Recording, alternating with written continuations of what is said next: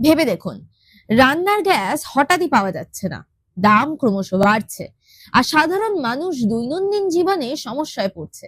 এটাই এখন বিশ্বের অনেক দেশের বাস্তবতা। এলপিজি বা কুকিং গ্যাস শর্টেজ।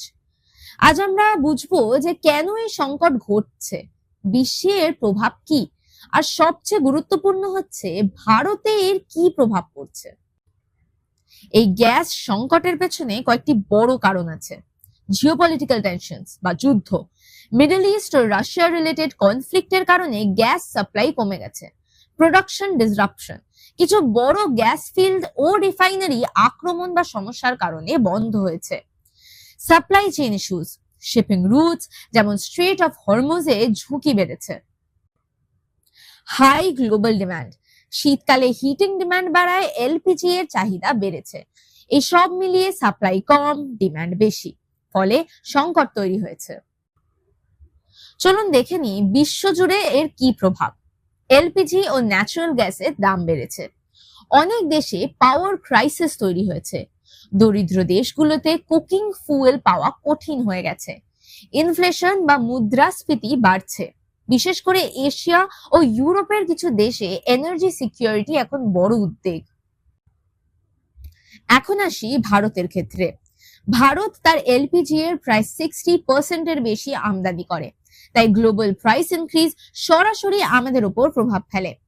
এলপিজির দাম বৃদ্ধি, গত কয়েক মাসে গ্যাস সিলিন্ডারের দাম বেড়েছে, সাধারণ পরিবারের মাসিক খরচ বেড়েছে।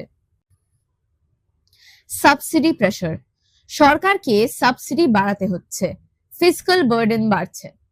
উজ্জ্বলা যোজনা ইম্প্যাক্ট, অনেক দরিদ্র পরিবার আবার কাঠ বা কয়লায় ফিরে যাচ্ছে। ক্লিন ফুয়েল অ্যাডপশন কমে যাওয়ার ঝুঁকি।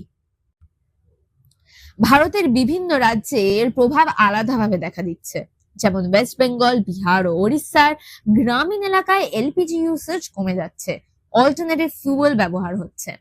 দিল্লি ও মহারাষ্ট্রের শহরে দাম বৃদ্ধির কারণে মিডল ক্লাস চাপের মুখে। নর্থ ইস্ট স্টেটসে ট্রান্সপোর্টেশন কস্ট বেশি হওয়ায় গ্যাস সাপ্লাই আরো এক্সপেন্সিভ। হিল স্টেটস যেমন হিমাচল ও উত্তরাখণ্ডে লজিস্টিক ইস্যুজের কারণে শর্টেজ বেশি অনুভূত হচ্ছে। এতে দেখা যাচ্ছে শুধু দাম নয়, সাপ্লাই ইনইকুয়ালিটিও তৈরি হচ্ছে। ভবিষ্যতে কি হতে পারে? বিশেষজ্ঞরা বলছেন যে ইন্ডিয়া অল্টারনেটিভ এনার্জি যেমন সোলার, বায়োগ্যাস, ইথানলের দিকে জোর দেবে। লং টার্ম কন্ট্রাক্ট ও ডাইভার্সিফাইড ইম্পোর্ট সোর্স বাড়ানো হবে। ডোমেস্টিক গ্যাস প্রোডাকশন বাড়ানোর চেষ্টা করা হবে।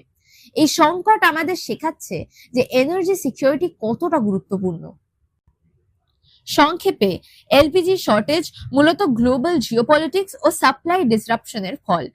বিশ্বে এনার্জি ক্রাইসিস তৈরি হয়েছে, আর ভারতে এর সরাসরি প্রভাব পড়ছে দাম, সাবসিডি ও ইউসেজে। ভিডিওটা যদি উপকার করে থাকে তাহলে লাইক ও শেয়ার করো। কমেন্টে জানাও এনার্জি ক্রাইসিস নিয়ে আর কি জানতে চাও। আরামবাগ পাঠশালা।